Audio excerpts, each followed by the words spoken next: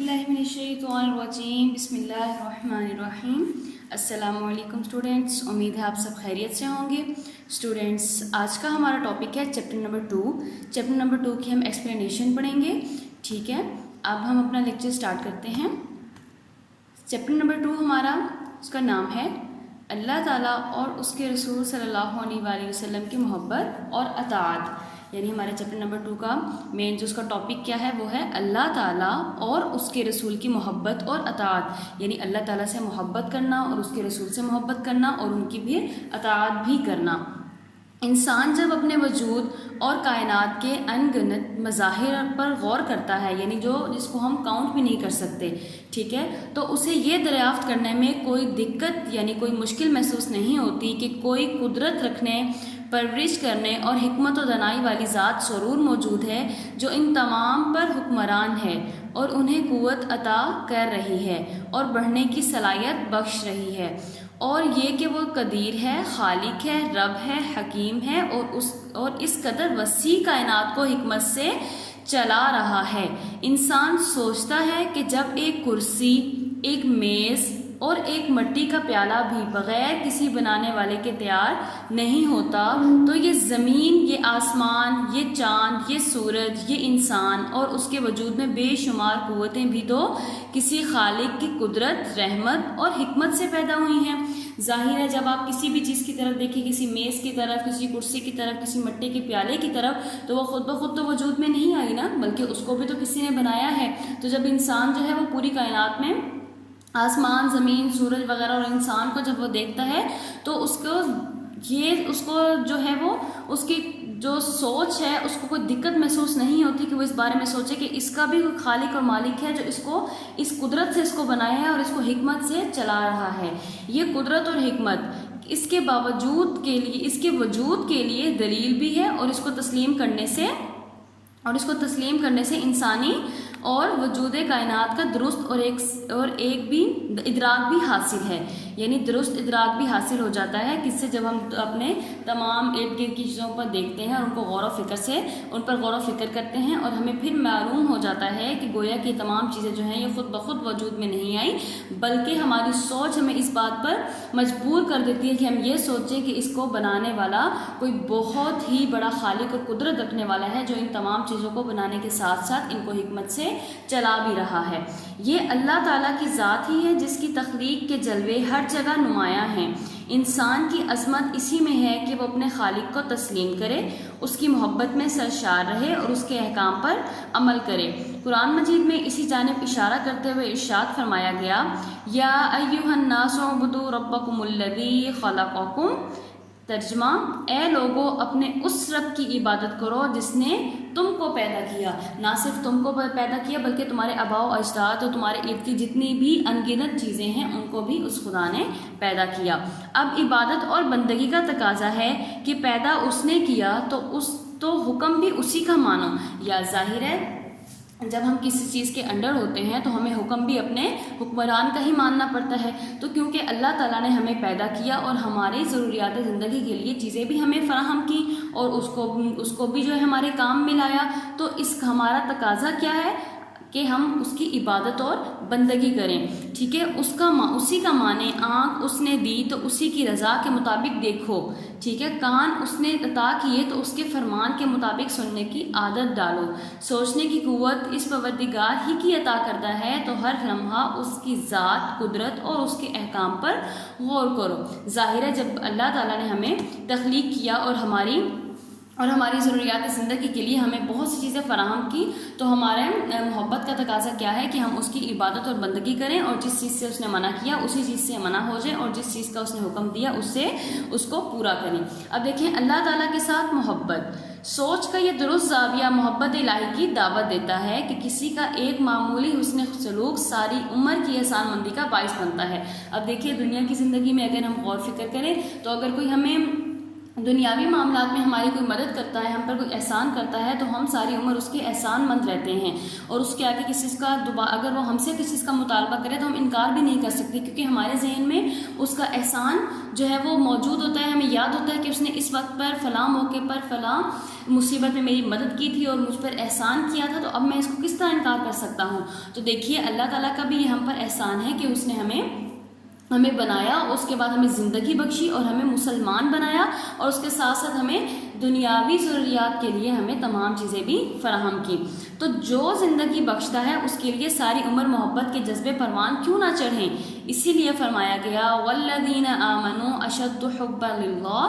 لوگ ایمان لے آئے وہ اللہ سے محبت کرنے والے ہیں، یعنی جو لوگ ایمان لے آتے ہیں وہ اللہ سے زیادہ محبت کرنے والے ہیں۔ ایمان کی تکمیل محبت کے بغیر ممکن نہیں، کیونکہ جس عمل میں محبت کی کار فرمائی نہ ہو وہ کھوکھلا اور بے توفیق ہو جاتا ہے، یعنی کوئی بھی اگر ہم عمل کرتے ہیں اس کو محبت اور دل جان سے نہیں کرتے تو وہ عمل ہمارا ہو تو جاتا ہے لیکن اس وہ کھوکھلا ہوتا ہے، بے توفیق ہوتا ہے، اس کا ہمیں کوئی فائدہ حاصل نہیں ہوتا۔ کہا جاتا ہے کہ محبت کرنے والا جس سے محبت کرتا ہے اس کا فرما بردار بھی ہوتا ہے۔ اب دیکھیے دنیا کی مثال لے لیں، ہم اپنے ماں باپ سے محبت کرتے ہیں تو ہم ان کا احکام بھی مانتے ہیں، جو وہ ہمیں کہتے ہیں ہم اسے منع ہو جاتے ہیں، اور جس چیز سے وہ ہمیں منع کرتے ہیں ہم اس سے منع ہو جاتے ہیں، اور جس چیز کا وہ ہمیں حکم دیتے ہیں وہ ہم کرتے ہیں۔ اسی طرح جب اللہ تعالیٰ ہم سے اتنی محبت کرتا ہے تو ہمارے بھی محبت کا تقاضا یہ ہے کہ ہم اس کے فرما بردار ہو جائیں۔ ایمان کا تقاضا ہے کہ اللہ سے محبت کی جائے، اللہ سے محبت کا تقاضا ہے کہ اس کے احکام کو دل سے تسلیم کیا جائے اور پوری دل جمی سے ان پر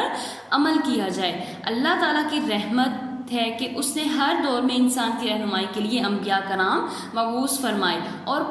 ان پاک لوگوں کو اپنے احکام کتابوں یا صحیفوں کی شکل میں عطا فرمائے۔ ہمارے نبی حضرت محمد صلی اللہ علیہ وآلہ وسلم اس سلسلہ ہدایت کے آخری پیغمبر ہیں، اور قرآن مجید جو آپ صلی اللہ علیہ وآلہ وسلم پر نازل کیا گیا دائمی ہدایت کی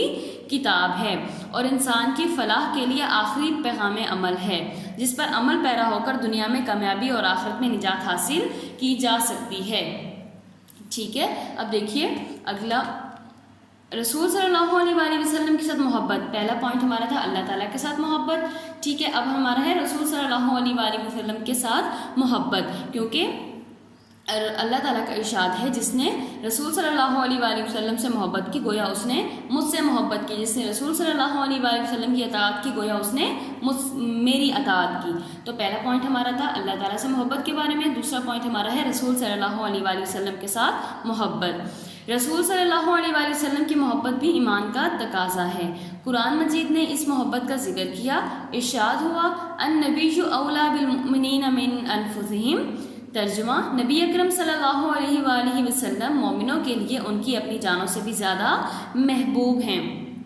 ٹھیک ہے، ہمیں چاہیے کہ ہم اپنی جان سے بھی زیادہ رسول صلی اللہ علیہ وآلہ وسلم سے محبت کریں۔ مومنوں کو جان اور رسول صلی اللہ علیہ وسلم کی محبت اور اطاعت میں سے اگر انتخاب کرنا پڑے تو ان کو جان دے کر بھی محبت کا رشتہ برقرار رکھنا ہے۔ پھر ارشاد ہوا لا تقدموا بین ید اللہ ورسولہ واتقوا اللہ، ترجمہ اللہ تعالیٰ اور اس کے رسول صلی اللہ علیہ وآلہ وسلم سے آگے نہ بڑھو اور اللہ تعالیٰ سے ڈرتے رہو۔ یہاں آگے بڑھنے سے کیا مراد ہے؟ یعنی احکامات سے آگے نہ بڑھو، جن چیز کا اللہ تعالیٰ نے حکم دیا اس کو کرو اور جس چیز سے منع کیا اس سے رک جاؤ، ان سے حد سے زیادہ تجاوز مت کرو۔ ٹھیک ہے، اب آگے دیکھیے گفتگو میں سلیقہ، عمل میں مطابقت اور رویوں میں اطاعت پیدا ہوگی تو تقوی کا حق ادا ہوگا۔ اس طرح یہاں پہ ایک شارٹ کوشچن بھی بن سکتا ہے کہ تقوی کا حق کس طرح ادا کیا جا سکتا ہے؟ تقوی کا حق کس طرح ادا کیا جا سکتا ہے کہ گفتگو میں سلیقہ، عمل میں مطابقت اور رویوں میں اطاعت پیدا ہوگی تو تقوی کا حق ادا ہوگا۔ اس لیے ضروری ہے کہ اللہ تعالیٰ کے احکام اور رسول صلی اللہ علیہ وآلہ وسلم کے ارشادات جاننے کی کوشش کی جائے۔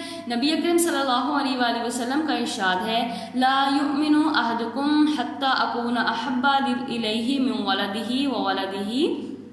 والناس اجمعین، ترجمہ تم میں سے کوئی ایمان والا اس وقت تک نہیں ہو سکتا جب تک میں اسے اپنے آبا اولاد اور تمام لوگوں سے زیادہ محبوب نہ ہو جاؤں۔ پھر رسول صلی اللہ علیہ وآلہ وسلم نے ارشاد فرمایا لا یؤمن احدکم حتی یکون ہواہ تابعا لما جئت بہ، یہ آپ نے حدیث مبارکہ بھی پڑھی تھی، آپ کو یاد ہوگی۔ ترجمہ، تم میں سے کوئی اس وقت تک ایمان والا نہیں ہو سکتا جب تک اس کی خواہشات ان احکام کے تابع نہ ہو جائیں جو میں لایا ہوں۔ دیکھیے دو باتیں رسول صلی اللہ علیہ وآلہ وسلم نے ارشاد فرمائی اور شرط لگا دی کہ وہ اس وقت تک مومن نہیں ہو سکتا۔ نمبر ایک بات کیا تھی کہ جب تک میں اس کو اس کی اولاد اور اس کے جو ہے وہ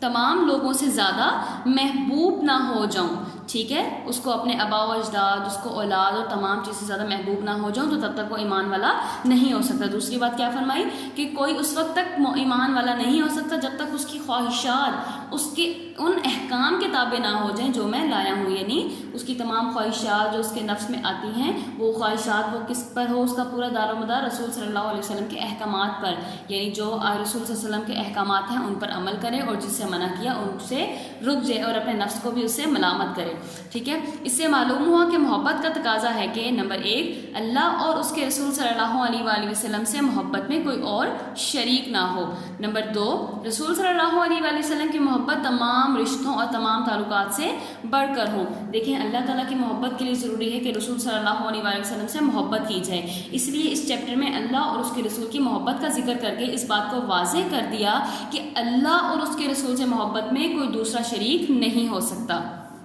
ٹھیک ہے۔ آگے پوائنٹ نمبر 3 دیکھیے گا، رسول صلی اللہ علیہ وآلہ وسلم سے محبت کا لازمی نتیجہ یہ ہو کہ آپ صلی اللہ علیہ وآلہ وسلم کے ارشادات کو تمام ذاتی پسند ناپسند پر ترجیح حاصل ہو۔ اسی بارے میں قرآن مجید میں اللہ تعالیٰ نے فرمایا اطیعوا اللہ واطیعوا الرسول ولا تبطلوا اعمالکم، اللہ اور اس کے رسول صلی اللہ علیہ وآلہ وسلم کی اطاعت کرو اور اپنے اعمال ضائع نہ کرو، یعنی اطاعت کے بغیر اعمال جو ہیں وہ ضائع ہو جاتے ہیں۔ نیکسٹ پوائنٹ دیکھیے گا اطاعت۔ دیکھیے ہم نے اس چیپٹر کا نام تھا اللہ تعالیٰ اور اس کے رسول سے محبت اور اطاعت۔ اللہ اور اس کے رسول سے محبت کے بارے میں ہم نے پڑھ لیا، اب ہمارا تھرڈ ٹاپک ہے وہ کیا ہے، اطاعت کے بارے میں، یعنی فرما برداری کرنا، ٹھیک ہے۔ اللہ تعالیٰ سے محبت کا دعویٰ تو کیا جا سکتا ہے مگر اس کا ثبوت کیسے دیا جا سکتا ہے، یعنی ہم یہ تو دعویٰ کرتے ہیں کہ ہم اللہ سے محبت کرتے ہیں لیکن اس کا ثبوت کیا ہے، یہ سوال ہر انسان کے ذہن میں پیدا ہوگا۔ اللہ تعالیٰ کا کرم ہے کہ اس نے خود اس کا راستہ بتا دیا، ارشاد ہوا قل ان کنتم تحبون اللہ فاتبعونی یحببکم اللہ ویغفر لکم ذنوبکم واللہ غفور رحیم۔ ترجمہ، کہہ دیجئے اگر تم اللہ سے محبت رکھتے ہو تو میری اتباع کرو، میری سے مراد رسول صلی اللہ علیہ وآلہ وسلم کی اتباع کرو، اللہ تعالیٰ تم سے محبت کرے گا اور تمہارے گناہ بخش دے گا، اللہ تعالیٰ بخشنے والا رحم کرنے والا ہے۔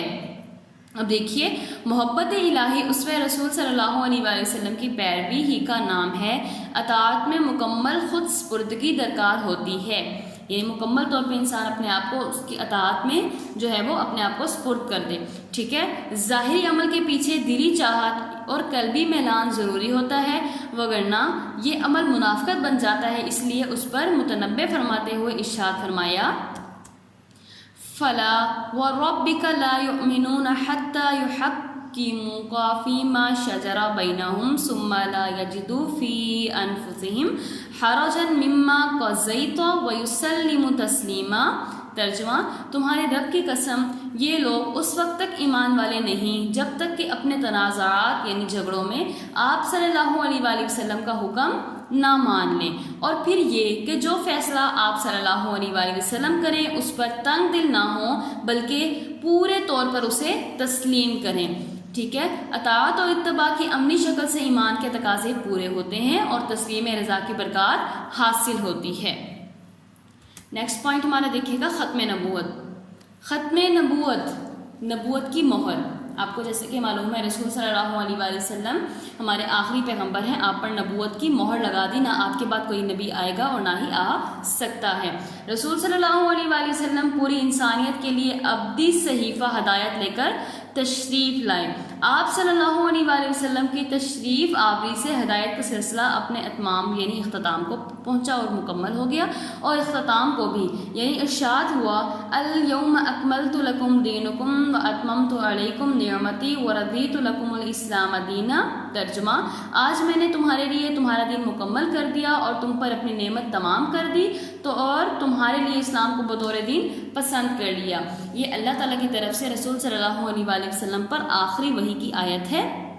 سورۃ مائدہ کی آیت نمبر 3، جس میں مکمل بات کو واضح کر دیا کہ آج کے دن ہم نے تم پر تمہارے دین کو مکمل کر دیا، اس کے بعد کوئی اور دین نہیں آ سکتا، اور تم پر اپنی نعمت تمام کر دی اور تمہارے لیے اسلام کو بطور دین پسند کر لیا۔ اب ہمارا اسلام جو ہے اسلام ہمارا دین ہے، ٹھیک ہے۔ دین مکمل، نعمت مکمل اور اسلام پر رضا الہی کا واضح اظہار رسول صلی اللہ علیہ وآلہ وسلم کے آخری نبی اور رسول ہونے کا اعلان کرتی ہے۔ دیکھیے ہمیں اس سے معلوم ہوتا ہے کہ اب اس کے بعد کوئی اور نبی نہ آ سکتا ہے اور نہ ہی آئے گا، یہی ہمارا عقیدہ ہے، ٹھیک ہے۔ اب کسی اور نبی کی ضرورت نہیں رہی کیونکہ اب دین جو ہے وہ مکمل ہو چکا ہے اور اسلام کو بھی بطور دین پسند کر لیا گیا ہے، اسی لیے احکام الہی مکمل ہو گئے۔ اب اسوہ رسول صلی اللہ علیہ وآلہ وسلم کو تا ابد مشر راہ بنانا ہے